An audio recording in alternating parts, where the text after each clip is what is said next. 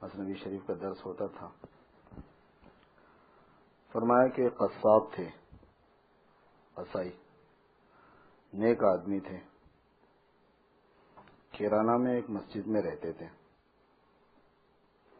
خود مجھ سے بیان کرتے تھے کہ حضرت حاجی صاحب کی خدمت میں تھے. بیٹھے بیٹھے یہی خیال آیا کہ خدا جانے حضرت حافظ صاحب کا رتبہ بڑا ہے یا حضرت حاجی صاحب کا.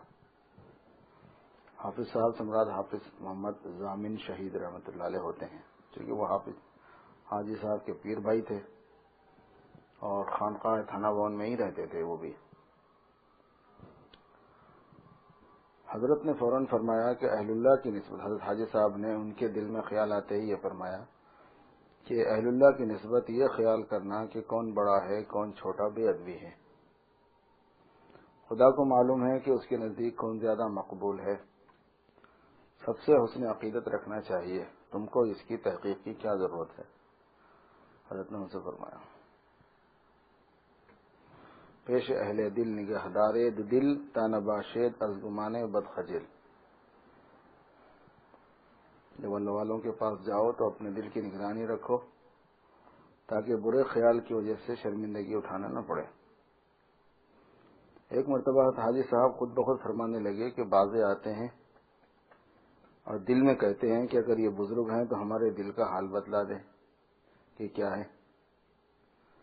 فرمانے لگے اول تو بزرگی کا دعویٰ کس نے کیا ہے، پھر بزرگی کے لیے کشف ضروری نہیں، پھر اگر بزرگ بھی ہو اور کشف بھی ہو جائے تو یہ کیا ضرور ہے کہ تم کو بتلا ہی دیا کرے. بہت بری بات ہے. بزرگوں کے پاس خالی دل لے کر آنا چاہیے تاکہ کچھ لے کر جائے.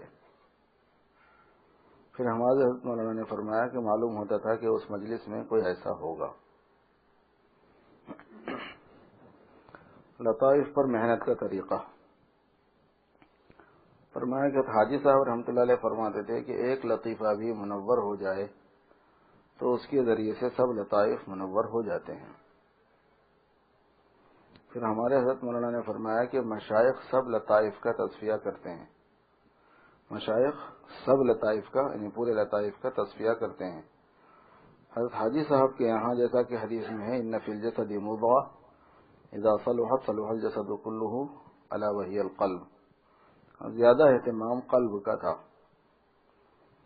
فرمایا کرتے تھے کہ ذکر کے وقت قلب پر توجہ رکھنی چاہیے. جب قلب پر نورانیت ہوگی سب لطائف منور ہو جائیں گے. پھر فرمایا کہ جو لوگ کام کر رہے ہیں ان کو تو اس کا مشاہدہ ہے جس سے حضرت کی تحقیق کی قدر ہوتی ہے کہ کیسے محقق تھے.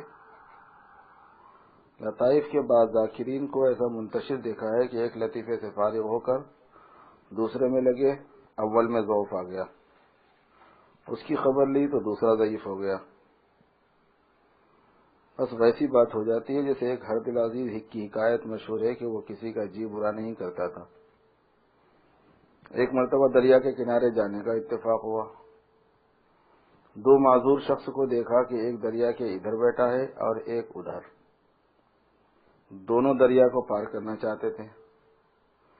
دونوں نے اس سے التجا کی. یہ حرد العزیز تھے ہی. انہوں نے سوچا کہ کس کو ترجیح دوں. اس کنارے پر جو شخص بیٹھا تھا وہ چونکہ قریب تھا اس لیے اس کے ذام میں اس کا حق مقدم تھا. چنانچہ وہ اس کو کندھے پر بٹھا کر لے چلے. جب بیچ دریا میں پہنچا تو سوچا کہ اب دونوں کا حق برابر ہو گیا. اب اتنا ہی کام اس کا کروں، اتنا ہی کام اس کا کروں. چنانچہ اس شخص کو کندھے سے اتار کر وہیں بیچ دریا میں چھوڑ دیا. دوسرے شخص کو لینے چلا. اس کو آدھی دور لایا تھا کہ دیکھا وہ پہلا شخص ڈوب رہا ہے. اسے پھینک کر اسے چلا سنبھالنے، لیکن اتنے میں وہ ڈوب ہی گیا. پھر دوسرے کو سنبھالنے کے لیے لپکا تو پہنچ کر دیکھا کہ وہ بھی ڈوب چکا تھا. ادھر یہ ڈوب گیا ادھر وہ ڈوب گیا. اس کی حرد العزیزی نے دونوں کو ڈبو دیا. اسی طرح بعد سالکین کو یہ پیش آیا ہے. سب لطائف کے پیچھے پڑ کر ایک لطیفے کا بھی تصفیہ خاطر خواہ نہیں ہوتا. میں مسلک پر اعتراض نہیں کرتا، بلکہ مقصود یہ ہے کہ ایک لطیفے کو لے لو، جب اس میں کمال پیدا ہو جائے گا خود بخود سب لطائف سے افعال صادر ہونے لگتے ہیں. آگے چل کر مثنوی شریف میں آیا ہے کہ عشق قلب کے اندر اول پیدا ہوتا ہے. فرمایا کہ وہی حضرت کے قول کی تائید ہو گئی کہ قلب کو پہلے صاف کرو. فرمایا کہ نقشبندیہ نے علوم بہت ظاہر کیے ہیں. نقشبندی سلسلے میں ہے وہ چیز، سارے لطائف پر الگ الگ محنت. حاجی صاحب کے پاس مطلب غالب تھا چشتیت کا، انہوں نے لطیفہ قلب پر توجہ دینے کو فرمایا. فرمایا کہ نقشبندیہ نے علوم بہت ظاہر کیے ہیں. چشتیہ کے ہاں علوم نہیں، علوم کے ساتھ علوم بھی لکھا ہوا ہے. علوم نہیں سوائے رونے چیخنے مرنے کھپنے جلنے گلنے کے. رونا چیخنا مرنا کھپنا جلنا گلنا، بس یہاں تو سوز و گداز شورش و مستی عشق ہی سے کام ہے. میں کہتا ہوں یہی جڑ ہے تمام علوم کی. ان کا تو یہ مشرب ہے افروختن و سوختن و جامہ دریدن پروانہ زمن شمع زمن گل زمن آموخت. قربان ہو جانا، پگھل جانا، جل جانا، پگھل جانا اور کپڑے پھاڑ لینا. پروانے نے مجھ سے سکھائے، شمع نے مجھ سے سکھائے اور پھول نے مجھ سے سکھائے. پھول جو ہے وہ بھی محبت میں اپنے کپڑے پھاڑ لیتا ہے، اس لیے اس کی پتیاں بکھر جاتی. شمع عشق ہی کے اندر جلتی رہتی ہے، اس لیے وہ پگھل کے ختم ہو جاتی.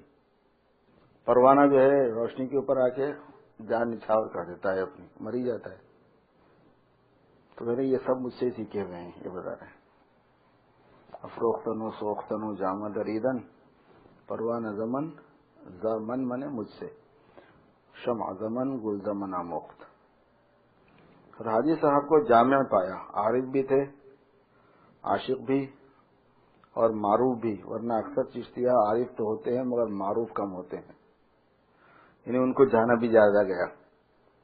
یا تدوین علوم کی کم ہوئی ہے. چشتیہ میں حضرت عبد القدوس گنگوہی رحمۃ اللہ علیہ کے مکتوبات میں تو کچھ علوم پائے جاتے ہیں، باقی اور بہت بڑے بڑے حضرات گزرے ہیں. حضرت بختیار کاکی، حضرت خواجہ معین الدین چشتی، ان کے ملفوظات تو مدون ہیں، علوم بہت کم مدون ہیں. ہاں اس زمانے میں حضرت حاجی صاحب نے علوم کو خوب کھول کر بیان فرما دیا ہے. فرمایا کہ دو چیزیں باوجود تکرار مطالعہ کے بھی ضبط نہیں رہتی، یعنی بار بار دیکھنے کے بھی محفوظ نہیں رہتی. مطالب مثنوی شریف، معانی قرآن مجید.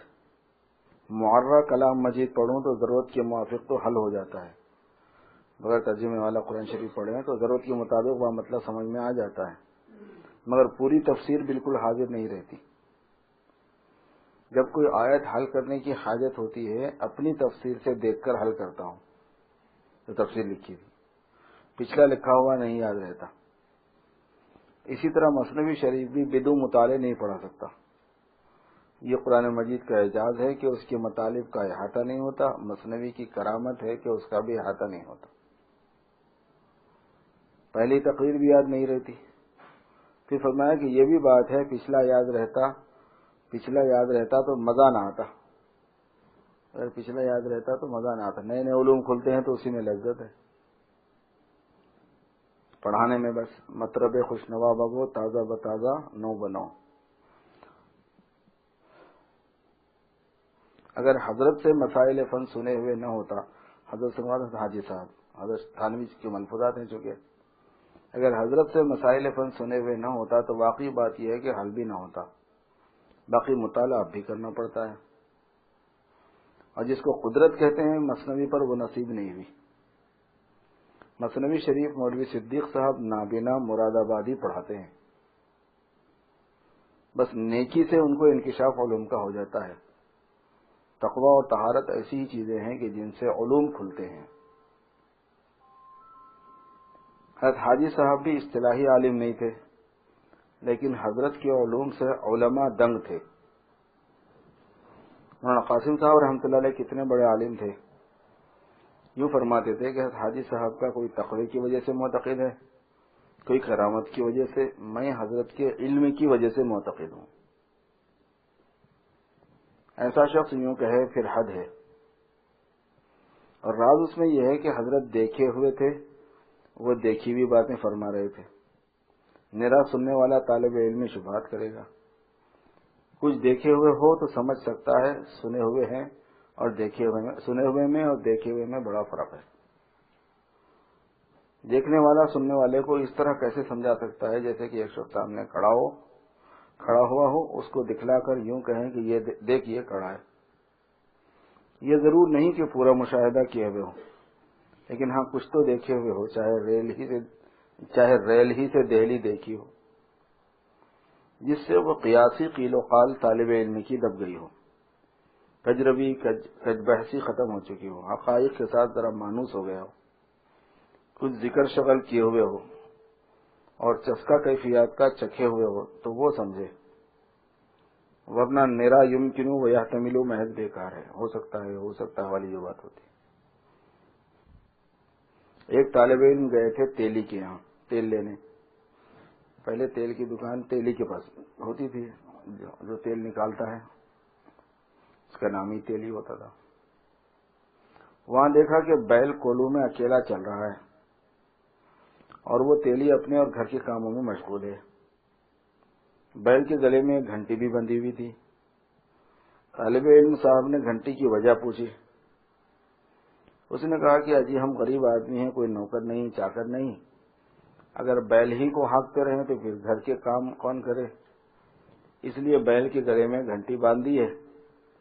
جب تک گھنٹی کی آواز کان میں آتی ہے سمجھتے ہیں کہ بیل چل رہا ہے، اور جب آواز بند ہو جاتی ہے تو سمجھ جاتے ہیں کہ اب رک گیا ہے، جا کر پھر اس کو چلاتے ہیں.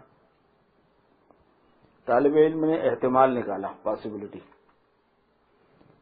کہ ممکن ہے کہ کھڑا کھڑا سر ہلایا کرے اور اس سے گھنٹی بجتی رہے. تیلی بولا کہ حضور میرے بیل نے منطق نہیں پڑھی ہے، تم اور کہیں سے تیل لے لو، اگر سن لیا تو میرا بیل بھی بگڑ جائے گا. پھر فرمایا کہ ایسا شخص کیا تصور کی باتیں سمجھ سکتا ہے جس کو ایسی چیزیں ہی آتی ہیں جس کو کچھ کیفیات کا چسکا نہیں ہے، کوئی ذکر شغل کیے ہوئے نہیں ہے، کچھ حقائق دیکھا ہوا نہیں ہے. حضرت سے کوئی کسی مسئلے حقائق کی بابت کوئی سوال کرتا تو فرماتے کہ جب کام کرو گے آپ معلوم ہو جائے گا. حضرت نے کبھی معترض کے اعتراض کا کچھ خیال نہیں کیا، اور واقعی جب سائل نے کام کیا تو معلوم ہو گیا. میرے ایک دوست پہلے تصوف کے قائل نہ تھے، کہتے تھے کہ چند کلمات اور چند اصطلاحات کا نام تصوف ہے. جب انہوں نے کام شروع کیا تو کیفیت طاری ہونے لگی، کہیں بے چینی، کہیں مایوسی، کبھی گریا، کبھی خندہ. ایک دن اپنا حال ذکر کرتے رونے لگے، بری حالت ہوئی. میں نے کہا کہ تصوف تو چند اصطلاحات کا نام ہے، یہ اصطلاحوں سے رونا کیوں آ گیا؟ یہ تو محض اصطلاحیں ہیں. کہنے لگے میری بے وقوفی تھی. حضرت کے پاس جو حسن لطافت تھی اس کا بیان ہے. کچھ تذکرے بعض لوگوں کے بیان فرمائے جن کی نیند بہت گہری تھی. لوگ الگ الگ حواس کے ہوتے ہیں. پھر فرمایا کہ ایک تو یہ لوگ ہیں جن کا ذکر کیا نہیں، گہری نیند کے تھے، شور ہو جائے، ہنگامہ ہو جائے، کچھ ہو جائے ان کو. ایک میری نیند ہے. حضرت فرما رہے کہ اللہ اکبر، بالکل سکوت ہو، سکون ہو، طبیعت میں کسی چیز کی فکر بھی نہ ہو، انتظار بھی نہ ہو، احتمال بھی نہ ہو کہ کوئی جگہ ہو، ہوا بھی ہو، روشنی بھی نہ ہو، چاہے بستر نہ ہو لیکن تکیا ہو اچھا، یعنی موٹا ہو اور سخت ہو، تب نیند آتی ہے. پھر بھی کبھی آتی ہے کبھی نہیں. جس دن کم آتی ہے آنکھوں میں ایک نشہ سا رہتا ہے، ایک قسم کی لذت اور سرور ہوتا ہے جیسا کہ نشہ پیا ہو. وقت نے عرض کیا کہ حضور کیا سمجھیں کہ نشہ کیا ہوتا ہے؟ فرمایا کہ جی اس کا اثر سنا بھی ہے اور نشے والوں کو دیکھا بھی ہے. اس سے میں سمجھتا ہوں یہ بھی اللہ کی عنایت ہے کہ بغیر شراب پیے ہوئے اس کا لطف آ جاتا ہے. حضرت کی ہی ایسی لطیف ہے کہ فرماتے تھے کہ میں گھر میں جا کر ہوا میں خوشبو سونگھ کر بارہا بتلا دیا کرتا ہوں کہ آج کیا چیز پکی ہے. لڑکیوں کو گمان ہوتا ہے کہ اسے کشف ہوتا ہے، اور واللہ غلط ہے، کشف نہیں ہوتا، حس ہے بس.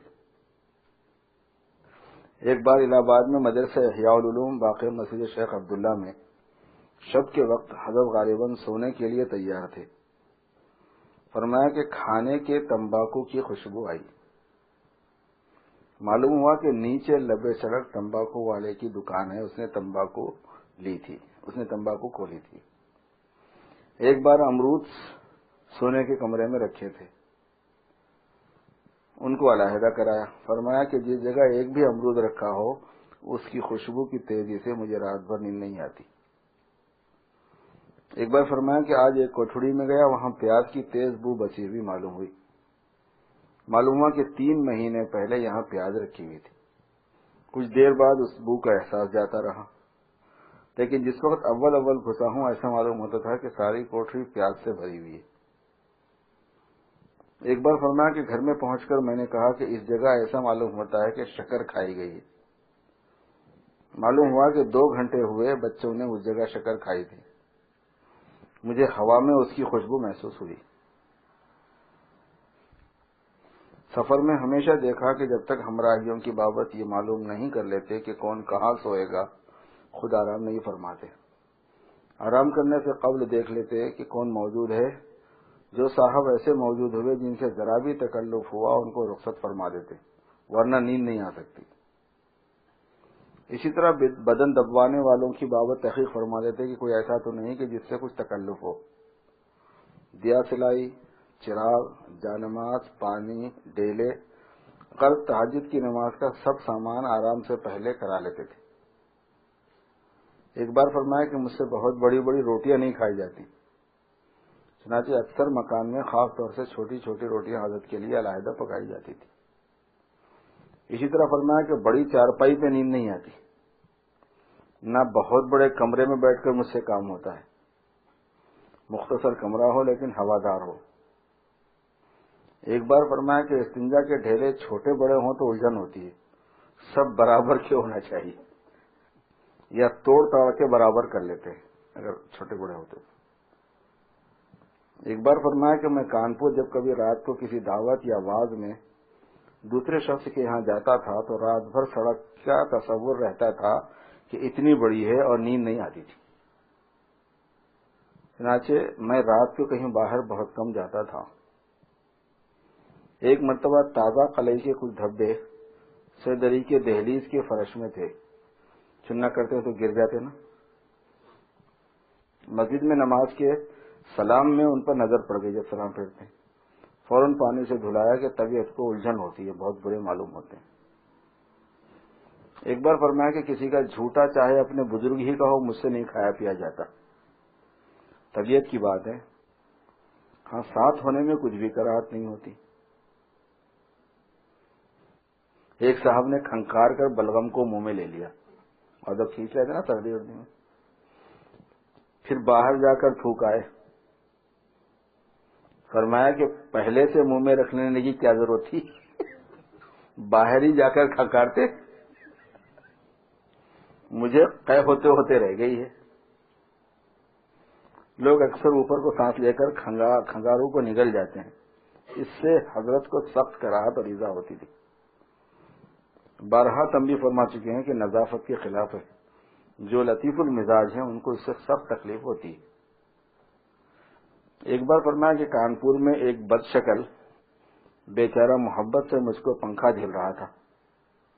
میری طبیعت اس کو دیکھ کر الٹ پلٹ ہو رہی تھی. جب برداشت نہ کر سکا تو اس کو میں نے کسی بہانے سے روک دیا. ایک بار کانپور میں عشر محرم کے زمانے میں قیام تھا. شب کو پڑوس میں عورتیں ڈولیوں میں بیٹھ کر جاتی تھیں. عورتیں ڈولیوں کے لیے پکار کر کہتی تھی. رات بھر حضرت کو نیند نہ آئی. فرمایا کہ رات بھر ڈولیوں کا ذکر خیر ہوتا رہا.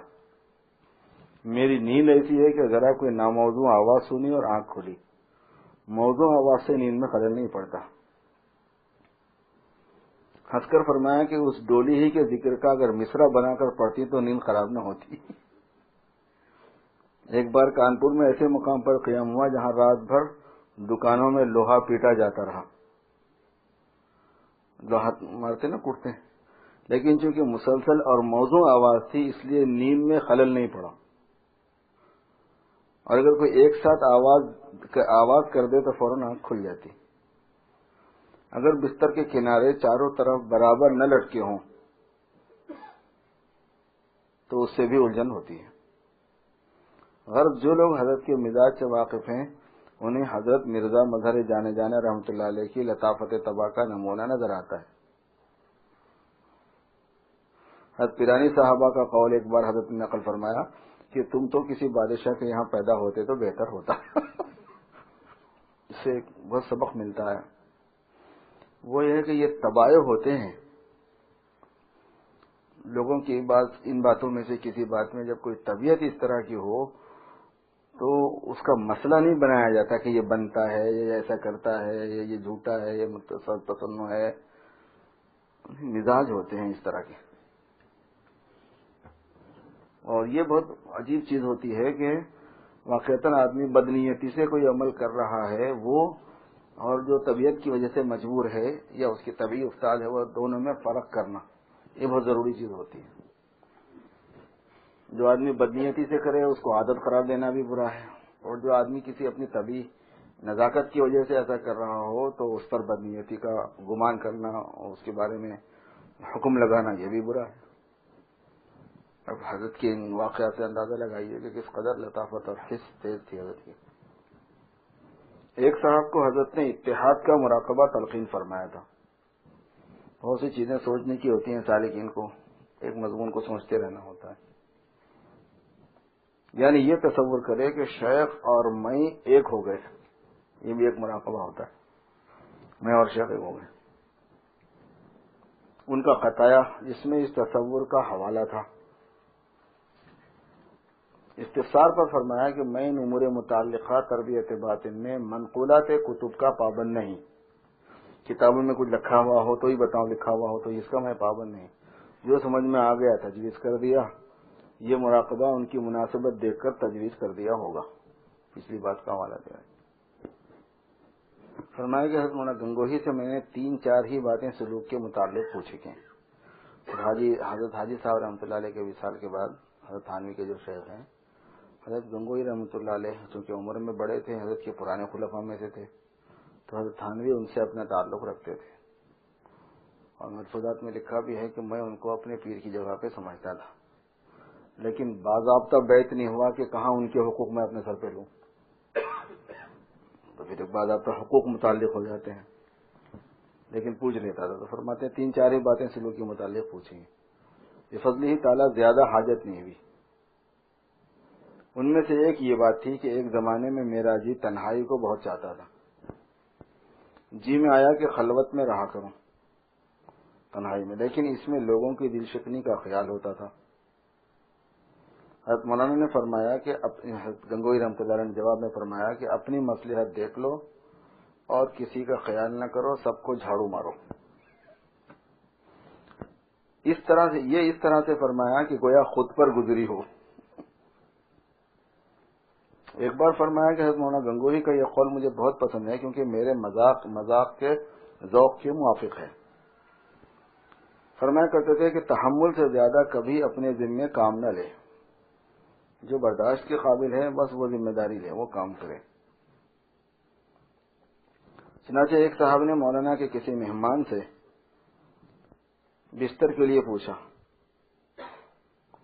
تو معلوم ہونے کے بعد فرمایا کہ اگر اس کے پاس نہ ہوتا تو تم کہاں سے دیتے. مولانا کے ایک مہمان تھے دوسرے سے پوچھا کہ تمہارے پاس بستر ہے تو حضرت نے فرمایا کہ اگر نہ ہوتا اس کے پاس تو تم کہاں سے دیتے. کیوں پوچھو بھائی. اور اگر 1-2 بستر کہیں سے لا کر دے بھی دیے تو اگر بہت سے مہمان آئے اور کسی کے پاس بھی بستر نہ ہوا تو سب کے لیے کہاں سے لاؤ گے. خبردار جو کسی سے بستر کے لیے پوچھا. میں کہاں سے بستروں کا انتظام کروں گا. جو آئے اپنا بستر ساتھ لائے. اسی طرح سنا گیا ہے کہ ایک جاڑے کے دنوں میں حضرت مولانا قاسم صاحب نے اپنی رضائی تو کسی مہمان کو دے دی. حضرت قاسم صاحب رحمۃ اللہ علیہ کے پاس مہمان آیا سردی کے دن تھے تو اپنی انہوں نے رضائی لحاف وہ مہمان کو دے دی. پھر مولانا گنگوہی سے ان کی اپنے لیے رضائی مانگی تو گنگوہی نے فرمایا کہ اپنی رضائی کیوں دوسروں کو دی. میں تو اپنی رضا ہی نہیں دیتا. جب انہوں نے کہا کہ حضرت میں رات بھر جاڑے سے مروں گا, تب 2 شرطوں سے دی. ایک یہ کہ تہجد کے وقت واپس کر دینا, کیونکہ لحاف اوڑھ کر مجھ سے نہ اٹھا جائے گا. دوسری, کسی اور شخص کو مت دینا تاکہ اس میں کسی کی جونچ پڑ جائے. یہ حضرت گنگوئی نے شرط لگا دی. یہ واقعات چھوٹے چھوٹے ہیں ان لوگوں کے, لیکن نئے بہت اصولی اور بہت سے علوم ہیں اس میں. دیکھا جائے تو زندگی کے اصول ہیں. فرمایا کہ یہ بھی اللہ تعالیٰ کی رحمت ہے کہ میرے اولاد نہیں ہوئی, ورنہ چونکہ میری طبیعت میں اہتمام تربیت کا بے حد ہے, مجھے سخت الجھن اور مشغولی رہتی. جس طرح کی طبیعت حضرت تھانوی کی ہے نا, ایسے طبیعت والوں کو اگر بچے ہوئے تو ایک تو بچے عذاب میں آ جاتے, دوسرا انہیں عذاب میں رہتا, کیونکہ ان کو ہر حرکت و سکون پہ کنٹرول چاہیے, نگرانی چاہیے. بچے تو بچے ہیں, اس میں سب چیزیں کہاں ہوتی ہیں. ایک بار فرمایا کہ حاجی صاحب سے میری خالہ صاحبہ نے اولاد کے متعلق دعا کے لیے عرض کیا تھا. تو حضرت نے مجھ سے فرمایا, حاجی صاحب نے حضرت تھانوی سے فرمایا کہ بھائی تمہاری خالہ نے مجھ سے دعا کے لیے کہا ہے, لیکن میرا تو یہ جی چاہتا ہے کہ جیسا میں ہوں ویسے ہی تم رہو. حاجی صاحب کو اولاد نہیں تھی. میں نے عرض کیا کہ حضرت مجھے بھی وہی حالت پسند ہے جو حضرت کو پسند ہے.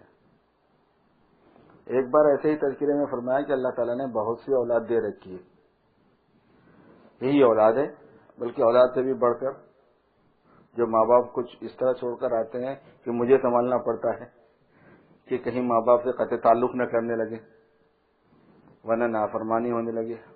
مفت کی اولاد حق تعالیٰ نے دے رکھی ہے, نہ پالنا پڑا نہ پرورش کرنا پڑا.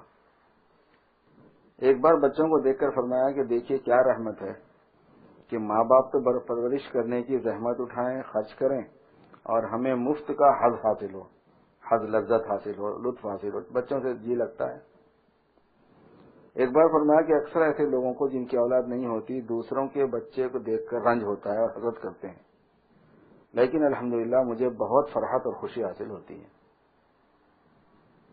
ایک بار ایک صاحب اولاد کا عمل پوچھنے آئے, ہنس کر فرمایا کہ اگر مجھے کوئی ایسا عمل معلوم ہوتا تو میں آج دادا نانا ہوتا. پھر فرمایا کہ ایک عمل مشہور ہے کہ 2 انڈے روز ابال کر چھلکا اتار کر ایک پر وَالسَّمَاءَ بَنَيْنَاهَا بِأَيْدٍ وَإِنَّا لَمُوسِعُونَ لکھ کر مرد کھا لے, اور دوسرے پر وَالْأَرْضَ فَرَشْنَاهَا فَنِعْمَ الْمَاهِدُونَ لکھ کر عورت کو کھلا دے. 40 دن تک ایسا ہی کرے, اس درمیان میں ہم بستر بھی ہوتا رہے. جن کو اولاد نہیں ہوئی ان کے لیے طریقہ ہے. عملیات کی کتابوں میں اس کے ساتھ تیسری آیت کا بھی جوڑ ہے. ایک انڈا مرد والسماء بنیناہا والی, یہ سورہ زاریات میں ہے 27ویں پارے کے دوسرے رکوع میں. اس کے بعد والی آیت کے اوپر انڈے کا چھلکا اتار کے اس پہ لکھا جاتا ہے وَالْأَرْضَ فَرَشْنَاهَا فَنِعْمَ الْمَاهِدُونَ. اس کے بعد تیسری آیت تیسرے انڈے پر وَمِن كُلِّ شَيْءٍ خَلَقْنَا زَوْجَيْنِ لَعَلَّكُمْ تَذَكَّرُونَ لکھتے ہیں, اور اس کو ٹھیک آدھا آدھا کرتے ہیں, پھر آدھا مرد اور آدھا عورت کھاتی ہے, اسے اولاد حاصل ہوتی ہے. یہ حضرت حسن بصری رحمۃ اللہ علیہ کی طرف منسوب ہے یہ عمل. احقر پر ایک بار تنبیہ فرمائی گئی تھی. احقر پر تو جامع ملفوظات جو ہیں, حضرت تھانوی نے ان کو ایک مرتبہ ان پر غصہ کیا تھا. معافی کی درخواست پر فرمایا کہ آپ کو کیا وہم ہو گیا, خدا نہ خواستہ میرے دل میں کچھ بھی نہیں, آپ بالکل اطمینان رکھیں. اس وقت تو میں کہہ سن لیتا ہوں, بات تو میرے دل میں مطلق اثر نہیں رہتا. الحمدللہ کسی قسم کی قدورت نہیں رہتی, میرے جی میں کچھ نہیں رہتا, بلکہ مجھے یاد بھی نہیں رہتا کہ کیا ہوا تھا. اسی وقت کہہ سن کر بات ختم کر دیتا ہوں. میں اللہ تعالیٰ کے بھروسے سے کہتا ہوں کہ ایسی صاف طبیعت کا آدمی 2-4 ضلعوں میں بھی کم ہوگا. فرمایا اپنے بارے میں. ایک ذی علم عشق مجازی میں مبتلا ہو گئے. ان کو دھوکہ ہوا کہ یہ نفسانی محبت نہیں ہے, بلکہ یہ صحیح کی محبت ہے. حضرت نے قطعاً محبوب سے علیحدگی کرا دی, لیکن نفسانی محبت کے علاج میں یہ بات ہے کہ ایک دم کٹ آف کر دینا ہوتا ہے علاج کے طور پر. نہ بات سننا, نہ دیکھنا, نہ ملنا, نہ جو ہے نہ چیٹنگ ہونا, تحریر ادھر کی ادھر جانا، ادھر کی ادھر آنا، کیونکہ کسی بھی ایک چیز سے جس سے لنک پیدا ہو سکا وہ بات چیت باقی رہی تو مشکل ہو جاتی. پھر عشق کی خصوصیت ہی وہ ہے کہ وہ اپنے ساتھ الجھا لیتا ہے. ان صاحب کی رائے ہوئی کہ اس افتراق سے یعنی الگ کرنے سے بجائے نفع کے نقصان ہوا. وہ صاحب بول رہے تھے، وہ کہتے تھے کہ میں تو اپنی طبیعت سے خوب واقف ہوں، اگر مجھے علیحدہ نہ رکھا جائے تو میں اس بلا سے نکل کر دکھلا دوں. وہ یہ بھی کہتے تھے کہ گو زہر عام طبائع کے اعتبار سے مضر ہے لیکن بعض خاص طبائع کے لیے مفید ثابت ہوتا ہے. حضرت کو ان کی اس رائے کی اطلاع ہوئی تو فرمایا کہ اول تو مریض کو حق نہیں کہ طبیب کی تجویز میں دخل دے. جو آپ کا معالج ہے اس میں آپ کو دخل دینے کی کیا ضرورت ہے، ہم سمجھتے ہیں اس چیز کو زیادہ. دوسرے ہے کہ زہر تو کبھی جائز بھی ہے لیکن معصیت تو ہر حال میں معصیت ہے، اور ان کو اپنی نیت کا حال خود ہی معلوم ہے کہ اچھی ہے یا بری. میں تو نفسانی محبت سمجھتا ہوں، پھر اختلاط کی کیسے اجازت دے سکتا ہوں ملنے ملانے کی. البتہ خود ان کو اپنی نیت کا حال معلوم ہے، اگر وہ اس کو معصیت نہیں سمجھتے تو وہ بطور خود جو تدبیر نافع سمجھے کرے، مگر اس طور پر کہ مجھے علم نہ ہو، کیونکہ جب میں معصیت سمجھتا ہوں تو میں اجازت دے کر کیوں گنہگار بنوں گا. پھر فرمایا کہ یہ ان کا خیال غلط ہے کہ اختلاط سے کمی ہو جائے گی. اسی وقت ایک تسلی سی ہو جاتی ہے جب اختلاط ہوتا ہے، مل لیتے ہیں، لیکن پھر اختلاف کے بعد معلوم ہوتا ہے کہ محبت کم نہیں ہوئی بلکہ اور زیادہ بڑھ گئی. یہ بھی فرمایا کہ یہ نفسانی ہی محبت ہے لیکن ان کے سمجھ میں نہیں آتا، اور ان کی گریہ بکا کی حالت سن کر رونے کی ہنس کر فرمایا کہ برسات کا موسم ہے، ہوا ہے، بارش ہے، سب ٹھیک ہو جائیں گے. میرے دل میں حق تعالیٰ نے ڈال رکھا ہے کہ انہیں جلد اس سے نجات ہو جائے گی، اس لیے مجھے اطمینان ہے. انہوں نے اس کو اپنی توہمات سے اور بھی بڑا لیا ہے اور بہت بڑا سمجھ رکھا ہے، مجھے معمولی بات معلوم ہوتی ہے. پھر فرمایا کہ مبتلا پر غصہ مجھ کو نہیں آتا. مبتلا پر جو آدمی مبتلا ہو گیا ہے وہ غصے کی چیز نہیں ہوتی، مجبور ہے. ایک طالب علم جو کہ حضرت کی خدمت میں حاضر ہیں، ان کے 5 روپے قرض کسی دوسرے طالب علم کے ذمے تھے. ایسے موقع پر ہمارے بزرگوں نے کیا کیا کیا نہیں، یہ جزیات جو ہے نا قابل توجہ رہتے، بہت کام کی چیز ہوتی بہت. وہ ایک طالب علم جو کہ حضرت کی خدمت میں حاضر ہیں، ان کے 5 روپے قرض کسی دوسرے طالب علم کے ذمے تھے جو سہارنپور کی مدرسے میں پڑھتے ہیں. ان کو روپے کی ضرورت ہوئی، انہوں نے قرضدار طالب علم کو لکھا ہوگا.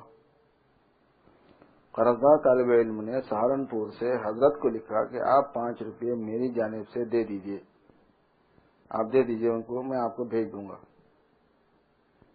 حضرت نے فرمایا کہ اس قصے میں کون پڑے، یاد رکھنے کا پھر وصول کرنے کا اپنے ذمے کیوں بڑھایا جائے. ایک یاد رکھنے کی ذمہ داری سر پہ لینے والی بات ہے، پھر دینے کے بعد میں اسے وصول کرنے کی ذمہ داری سر پہ رکھنے والی بات ہے. اس سے یہ آسان ہے کہ خود ان موجود طالب علم کو مدرسے سے بطور امداد کے خرچ دے دیا جائے، پھر یہ اپنا روپیہ ان سے جب چاہے وصول کریں. پھر فرمایا کہ مجھے قرض لینا دینا دونوں ناپسند ہیں. حضرت ملا جامی رحمۃ اللہ علیہ فرماتے ہیں، مدح شان قرض مستان نی محبہ فإن القرض مقراض المحبہ. قرض جو ہے محبت کو کاٹنے والی چیز ہے. اکثر لوگ اور بھی سستی کرتے ہیں تو اس قرض خواہ کو جب کوئی ضرورت پیش آتی ہے ضرور اپنے قرض کا خیال آتا ہے کہ کیا کہیے ان کے پاس روپیہ پھنسا ہوا ہے، مل جاتا تو کام چلتا، تو اس سے بڑی تکلیف ہوتی ہے. ایک شخص کانپور میں آیا کہ 5 روپے قرض چاہیے. میں نے کہا یہ 2 روپے ہیں، یہ ویسے ہی لے جاؤ مگر قرض سے معاف رکھو، ان کی ادائیگی کی فکر نہ کرنا. خواہ قرض خواہ پر بار ہوتا ہے اور دوسرے کو شرمندگی. حضرت امام ابو حنیفہ بڑے مالدار تھے، جب کسی کو ضرورت ہوتی تھی وہ قرض دے دیتے تھے. قرضدار اگر کہیں راستے میں دکھائی پڑتا تو کترا کر علیحدہ ہو جاتے تھے اور فرمایا کرتے تھے کہ وہ مجھ کو دیکھ کر شرمندہ ہوگا، دینا ان کو ہے امام ابو حنیفہ کو، جس نے لیے ہیں دوسرا آدمی ہے، لیکن جب وہ ملتا تو یہ راستے کو کاٹ دیتے تھے، کہتے کہ بیچارہ مجھے دیکھ کے شرم آئے گا، مجھے بار ہوگا، اور اگر سلام کرے گا تو یہ ایک قسم کا نفع ہے، قرض دے کر نفع لینا جائز نہیں ہونے، بھئی آدمی مقروض ہے بلکہ اسے ذرا سلام پیار کا اظہار کرتا نا آدمی تعلق کا، تو کہتے ہیں کہ اگر وہ سلام کرے گا تو یہ ایک قسم کا نفع ہے، اور قرض دے کر نفع لینا جائز نہیں۔ ممکن ہے کہ خوشامد ہی میں سلام کر رہا ہوں، میں مسلمان کو سود دینے سے اور اپنے آپ کو سود لینے سے بچاتا ہوں، یعنی اگر قرض کی وجہ سے یہ سلام ہو رہا ہے، تملق چاپلوسی ہو رہی ہے، تو یہ تو سود ہی بنا اس کا، یہ کہنا چاہ رہے ہیں حضرت امام ابو حنیفہ رحمۃ اللہ علیہ۔ اگر کسی قرضدار کی دیوار کا سایہ راستے میں پڑتا تو اس سے بھی بچ کر چلتے، کیونکہ یہ بھی ایک قسم کا فائدہ اٹھانا ہے جو کہ کمال تقوی کے خلاف ہے۔ خشیت کا کیا ٹھکانہ ہے اور خوف کا، ہم تو ہاتھی بھی ہضم کر جائیں۔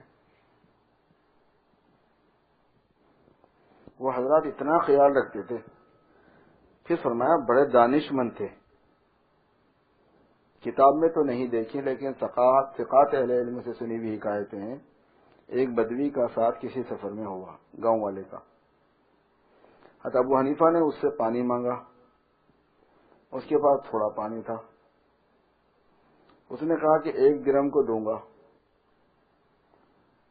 گو قیمت بہت تھی لیکن پیاس تھی، اس زمانے میں 1 درہم میں تو بہت کچھ ہوتا تھا، اس لیے آپ نے 1 درہم میں خرید لیا۔ آپ نے کچھ پانی پیا اور کچھ میں ستو گھولا، تھوڑا پی لیا، بقیہ میں ستو گھول دیا۔ بدوی سے فرمایا کہ میاں لیتے ہو، بہت اچھا ستو ہے۔ بدوی کہاں بھلا چھوڑنے والا تھا، فوراً لے لیا۔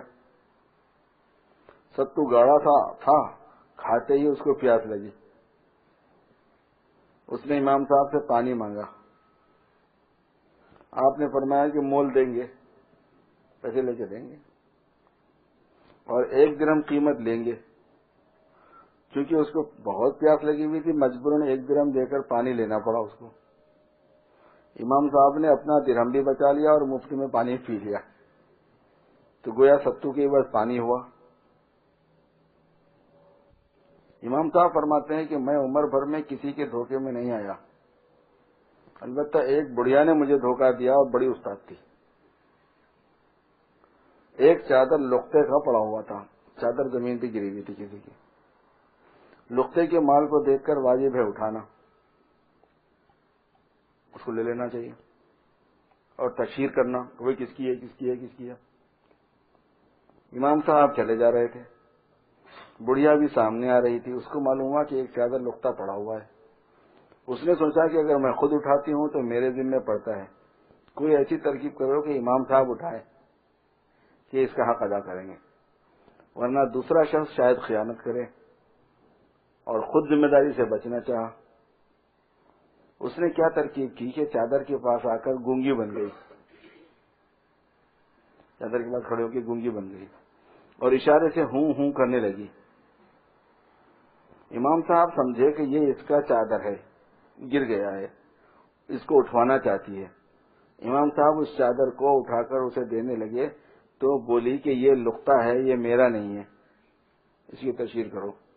امام صاحب چادر کو لیے پھرتے تھے کہ بھائی کس کا ہے، بڑھیا استاد بھی تھی، فقیہ بھی تھی۔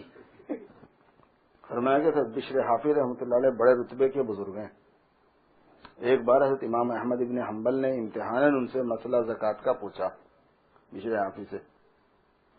انہوں نے فرمایا کہ تمہاری زکوٰۃ تو یہ ہے کہ جب نصاب پورا ہو اور 1 سال گزر جائے تو 40واں حصہ مساکین کو دے دیں، باقی خود رکھیں، اور ہماری زکوٰۃ یہ ہے کہ اتنا جمع ہی نہ ہونے دے کہ زکوٰۃ واجب ہو۔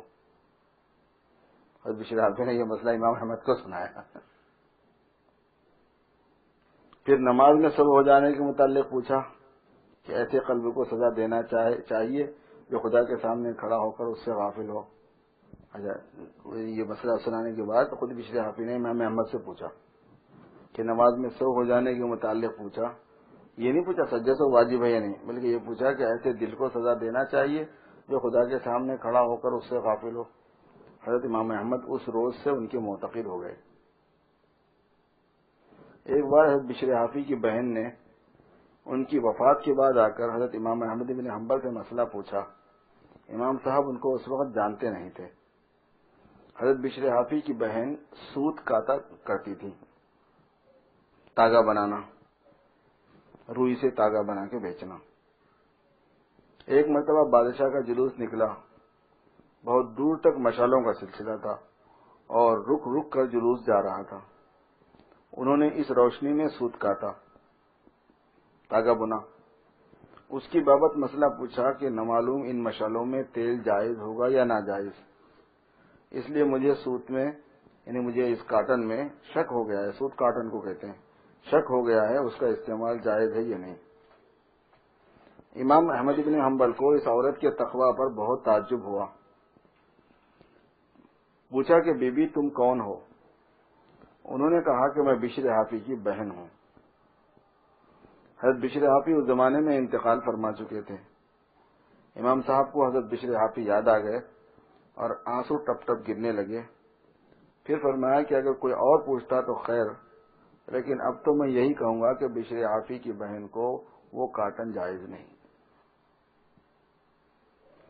حضرت بشر حافی پڑھے لکھے نہ تھے، حضرت امام احمد بن حنبل اتنے بڑے مجتہد، لیکن ایک بے پڑھے لکھے شخص کے معتقد تھے۔ لوگوں نے کہا بھی کہ آپ عالم ہو کر ایک بے پڑھے لکھے شخص کے کیوں ایسے معتقد ہیں؟ فرمایا کہ میں تو کتاب کا عالم اور عارف ہوں اور یہ صاحب کتاب کے عارف ہیں۔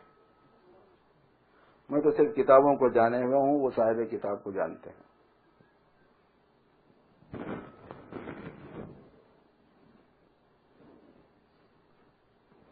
فرمایا کہ چشم بندو لب گوش بندو لب بند، گر نبینی نور حق برما بخن۔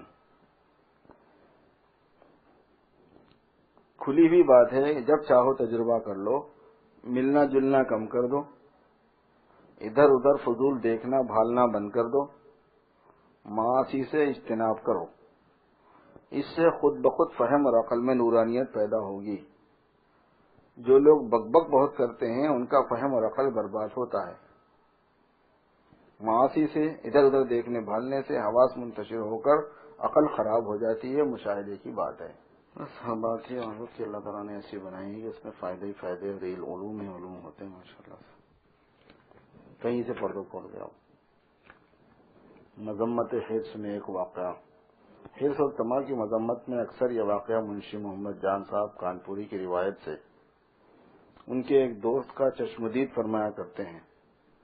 ایک صاحب کھانا کھا رہے تھے، ایک کتا آ کھڑا ہوا۔ انہوں نے اٹھ کر بہت ادب کے ساتھ جھک کر کہا السلام علیکم، اور پھر بیٹھ کر کھانے لگے۔ ساتھی نے پوچھا کہ یہ کیا واہیات حرکت تھی؟ آپ نے کہا کہ جن اکثر کتوں کی شکل میں رہتے ہیں، شاید یہ کتا نہ ہو جن ہو، اور جنوں میں بھی بادشاہ ہو، اور شاید خوش ہو کر مجھے روپیہ دے دے، تو روپیے کے لالچ میں اتنے اعتمادات نکال کر آپ نے کتے کو سلام کیا۔ ایک اور حکایت اس سے بڑھ کر حرص کے متعلق فرمایا کہ ایک شخص نے جس کو لڑکے چھیڑتے تھے اپنی جان بچانے کو لڑکوں سے جھوٹ موٹ کہا کہ دیکھو وہاں مٹھائی تقسیم ہو رہی ہے۔ لڑکے سب دوڑ کر اس طرف چلے تو آپ بھی ان کے پیچھے بھاگے کہ ممکن ہے سچ مچ بٹ رہی ہو۔ حالانکہ جھوٹی خبر کے دینے والے خود آپ ہی تھے، لیکن لڑکوں کو بھاگتے ہوئے دیکھ کر خود بھی اعتماد ہوا کہ شاید دراصل مٹھائی تقسیم ہو ہی رہی ہو۔ اللهم صل على سيدنا مولانا محمد وعلى ال سيدنا مولانا محمد وبارك وسلم. ربنا ظلمنا انفسنا وان لم تغفر لنا وترحمنا لنكونن من الخاسرين. اللهم انك عفو كريم تحب العفو فاعف عنا يا كريم. اللهم اصلح لي ديني الذي هو عصمة امري، واصلح لي دنياي التي فيها معاشي، واصلح لي آخرتي التي فيها معادي، واجعل الحياة زيادة لي في كل خير، واجعل الموت راحة لي من كل شر. لا إله إلا أنت سبحانك إني كنت من الظالمين. اللهم إنا نعوذ بك من القسوة والغفلة والعلة والذلة والمسكنة والكفر والفسوق والشقاق والرياء والسمعة والصنم والبكم والجنون والجذام وسيء الأسقام. ونعوذ بك من فتنة المسيح الدجال ومن فتنة المحيا والممات اللهم احفظنا من كل بلاء الدنيا وعذاب الآخرة. اللهم احفظنا من شرور نفوسنا ومن سيئات أعمالنا. نسألك حبك وحب من يحبك وحب عمل يقربنا إلى حبك. اللهم اجعل حبك أحب الأشياء إلينا واجعل خشيتك أخوف الأشياء عندنا واقطع عنا حاجات الدنيا بالشوق إلى لقائك. وإذا أقررت أعين أهل الدنيا من دنياهم فأقرر أعيننا من عبادتك. ربنا تقبل منا إنك أنت السميع العليم وتب علينا إنك أنت التواب الرحيم. وصلي وسلم وبارك على سيدنا ومولانا محمد وآله وأصحابه أجمعين.